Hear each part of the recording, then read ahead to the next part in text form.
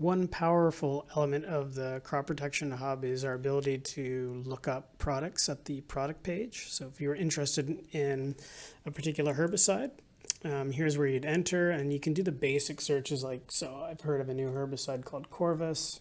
You can search that up and quickly look at this product and its attributes, who it's manufactured by, the crop registrations, any restricted entries, intervals, recropping information, and weeds listed on the label. So it's kind of a Coles Notes version of the label.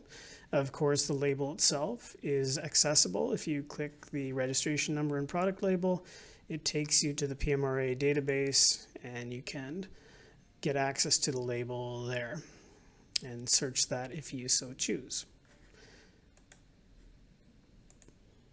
You could also search by active ingredients. So if you wanted to, say, look up all the Assure 2 like products, right? So all the generic versions of Assure 2, and you knew the active ingredients. So in this case, quizalofop p-ethyl.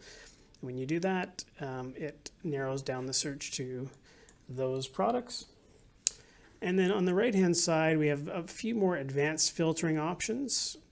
So the one is where you could, look at labels that list certain crop species. So if I was growing maybe a crop like switchgrass, I could look to see if there are any herbicides that crop is listed on its label, and there's 5.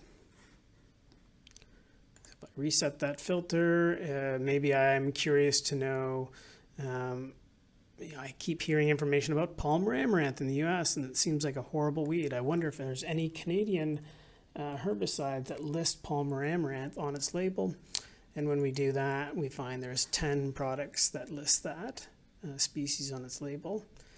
And so that's where you could, perform different queries of like, okay, so I wonder what the threat of Palmer amaranth, if that occurred in white beans, would we have any options to control it? And in that query, no, we don't have any options to control it.